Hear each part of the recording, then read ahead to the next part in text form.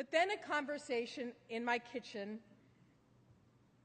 with my house cleaner, Carmen, made me understand real determination. I remember one morning in my kitchen asking Carmen if she was thinking about having any more kids. She was normally a very chatty woman, but when I asked her this question, Carmen went stone silent, and she explained to me that she had left 4 children behind in Guatemala, as she was crying as she was telling me this.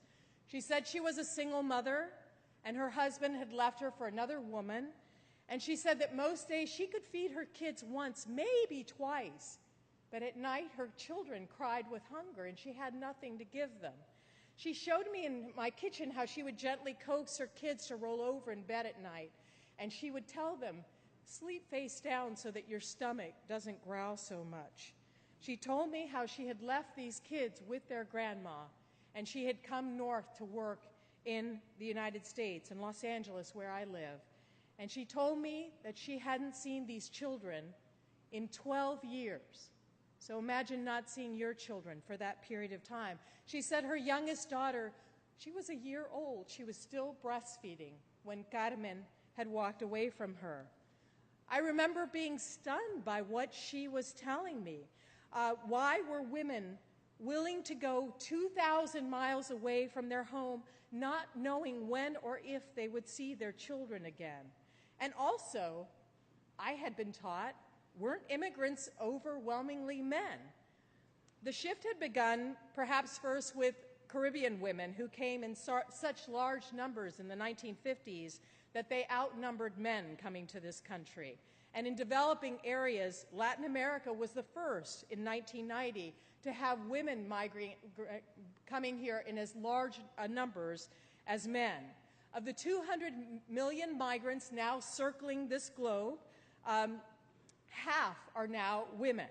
And in parts of the past decade, 3/4 of those migrating from the Philippines, from Indonesia, are women, not men. Carmen was the new face of migrants coming to the United States. And in my kitchen that morning, I wondered, what were the benefits of this? What were the costs?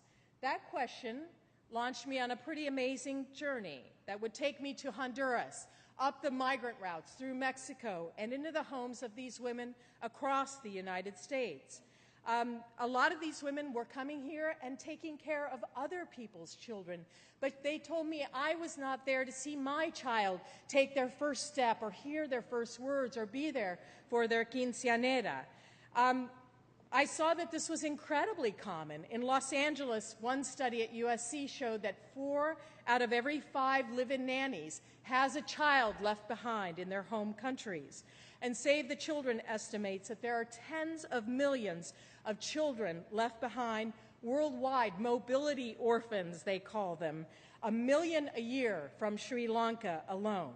And so I dug in and I started looking at this issue, and I saw that there was family disintegration throughout Latin America. And this was really changing the face of who's coming now to this country. These single moms had a desire for better opportunities for themselves and for their children. And many of them were coming to flee abusive husbands. And they could see on their television sets that in more developed countries, women had different opportunities than they had.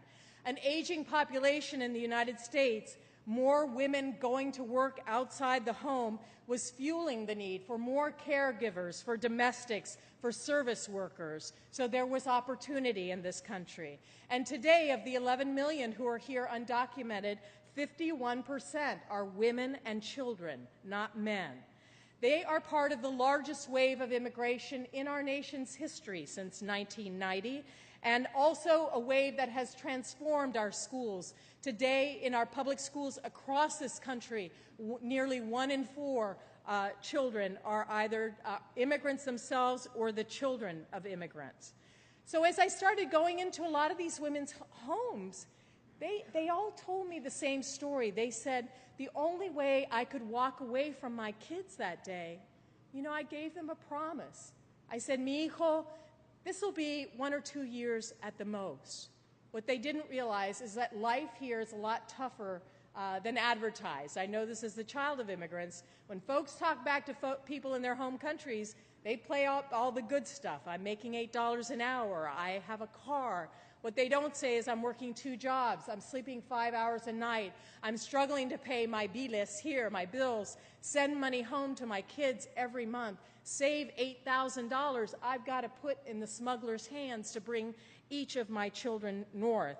And so I found that these separations are almost never 1 or 2 years. They typically stretch into 5 or 10 years or even more. And these kids get desperate to be with their moms again, and so they get this idea, well, she's not coming back to me or sending for me, I'm going to go find her. When I started looking at this phenomenon a decade ago, I found that there was a small army of children heading north to the United States, undocumented and alone, from Mexico and Central America. About 48,000 children a year coming in that way about a decade ago. And this has grown phenomenally over the last 2 years. The number of adults coming undocumented has plummeted to a 40-year low. The number of children has surged in the past 2 years. I estimate to more than 100,000 children coming undocumented and without a parent every year today.